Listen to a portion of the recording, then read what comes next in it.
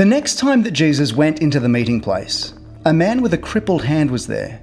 The Pharisees wanted to accuse Jesus of doing something wrong, and they kept watching to see if Jesus would heal him on the Sabbath. Jesus told the man to stand up where everyone could see him. Then he asked, "On the Sabbath, should we do good deeds or evil deeds? Should we save someone's life or destroy it?" But no one said a word. Jesus was angry as he looked around at the people. Yet he felt sorry for them because they were so stubborn. Then he told the man, "Stretch out your hand." He did, and his bad hand was healed. The Pharisees left, and right away they started making plans with Herod's followers to kill Jesus. Jesus led his disciples down to the shore of the lake. Large crowds followed him from Galilee, Judea, and Jerusalem. People came from Idumea, as well as other places east of the Jordan River. They also came from the region around the cities of Tyre and Sidon. All of these crowds came because they had heard what Jesus was doing. He even had to tell his disciples to get a boat ready to keep him from being crushed by the crowds.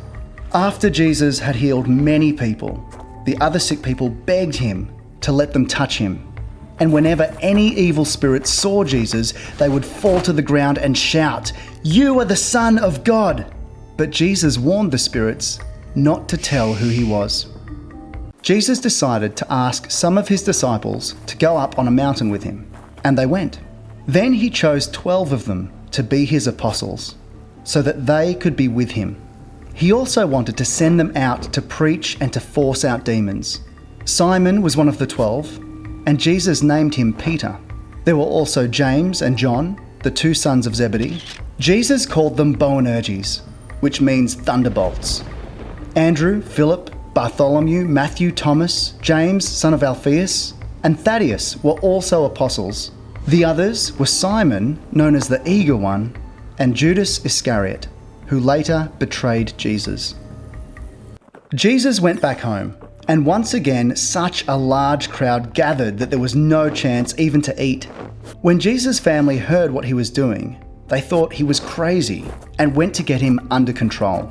Some teachers of the law of Moses came from Jerusalem and said, "This man is under the power of Beelzebul, the ruler of demons. He is even forcing out demons with the help of Beelzebul." Jesus told the people to gather around him.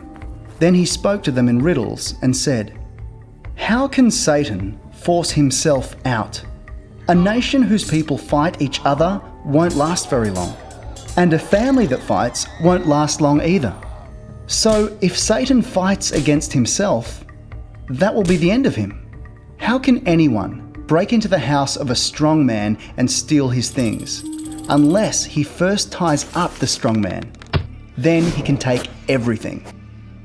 I promise you that any of the sinful things you say or do can be forgiven, no matter how terrible those things are.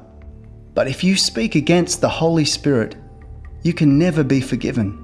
That sin will be held against you forever." Jesus said this because the people were saying that he had an evil spirit in him. Jesus' mother and brothers came and stood outside. Then they sent someone with a message for him to come out to them. The crowd was sitting around Jesus and told him, "Your mother and your brothers and sisters are outside and want to see you." Jesus asked, "Who is my mother? And who are my brothers?" Then he looked at the people sitting around him and said, "Here are my mother and my brothers. Anyone who obeys God is my brother or sister or mother."